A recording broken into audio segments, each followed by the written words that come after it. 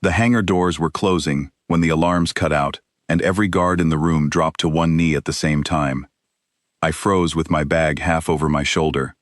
3 years on this rock, 3 years of translating, negotiating, patching wounds that were never mine to patch, and now, on the one day I was finally leaving, something had gone wrong enough to stop an entire hangar full of soldiers cold. Then I saw why. She walked in through the same door the guards had just knelt beside, and the air in the room seemed to get heavier. I had seen the Queen twice before, both times through a screen, both times surrounded by so many layers of protocol that she felt more like an idea than a person. Now she was 10 steps away from me, tall, pale gold under the hangar lights, her eyes the color of wet stone. "Close the outer doors," she said, and her voice carried without her raising it at all. The transport ship behind me, the one I had a seat booked on, the one that would take me home to Earth in 6 hours, sat there with its ramp already lowering to let me board. I looked at it, then at her, then back at it. "With respect," I said, "I have a flight. You have a debt," she said, "and I am here to collect it. I want to be clear about something. I did not come to this planet by choice. Nobody on the first contact team did. We were sent because Earth needed allies, and this species, the Varel, needed something from us too, though for the longest time, nobody would say what. I had spent 3 years being polite in rooms full of people who could kill me without trying, learning a language built on tones I could barely hear, and eating food that tried to eat me back the first few times. I had earned this flight home. I had counted down the days on a wall in my quarters, one line for every sunset, until the wall ran out of space. "What debt?" I said. "I signed no contract with you. I signed one with my own government."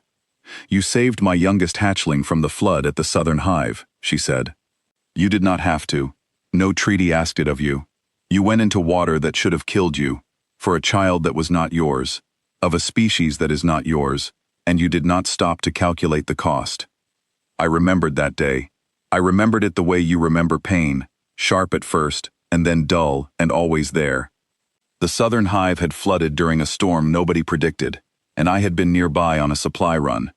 I had gone in because there was a child drowning, and I am the kind of person who cannot walk past that, whatever species is doing the drowning.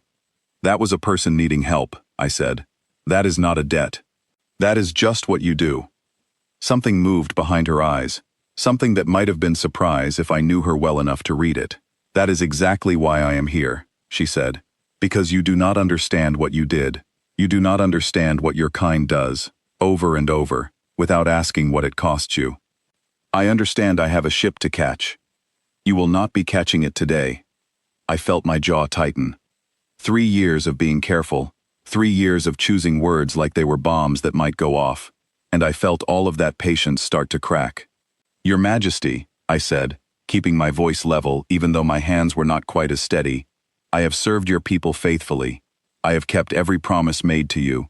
I am not a soldier under your command, and I am not a subject of your throne. I am a guest who finished his visit."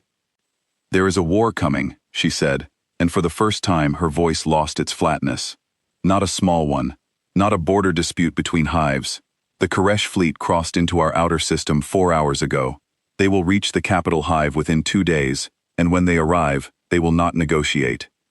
They do not negotiate with anyone, they erase.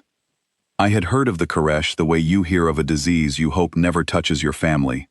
A species that expanded by removing whoever stood in the way, methodically, without anger, the way you might clear brush from a field.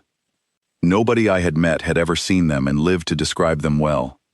That is a Varel problem, I said, and I hated how it sounded even as I said it. It will be everyone's problem within a decade, she said, Earth included. You know this. Your own scouts have tracked their expansion pattern. You know what direction they are moving in. I did know. I had read the reports. Earth intelligence had been quietly worried about the Koresh for 2 years, watching their border push outward system by system, hoping the math would somehow work out to not us. So send a warning to Earth, I said. Let my government decide what to do about a fleet that is not yet at our door. I am not asking Earth for help, she said. I am asking you. I am one person. You are the one person who walked into rising water, to save a child you had never met, she said. You are the one person on this entire planet who has, in 3 years, never once asked what was in it for you before deciding to act. My advisors want to surrender the capital hive and retreat to the outer colonies. They believe if we give up enough ground, the Koresh will stop, the way you might throw meat to a predator to buy time. I do not believe that. I believe if we run, we will keep running until there is nowhere left to run to.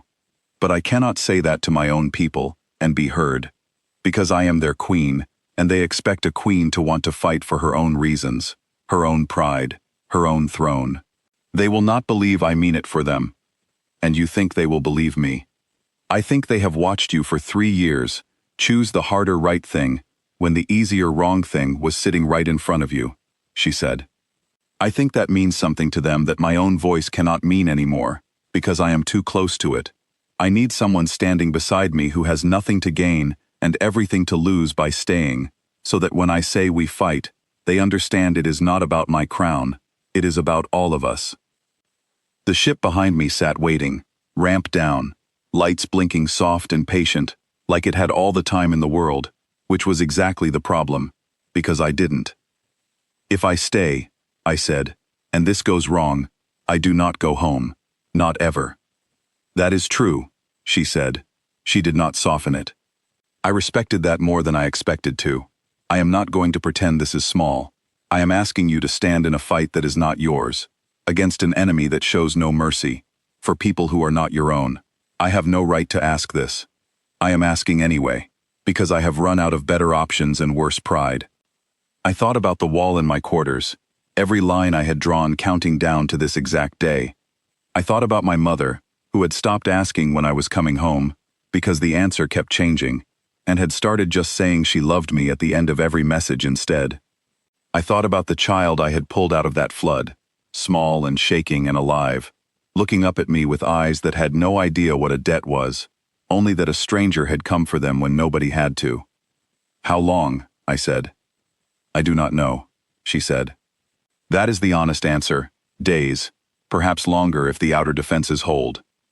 And if they don't hold, then it will not matter how long, because there will be no after to count. I set my bag down on the hangar floor.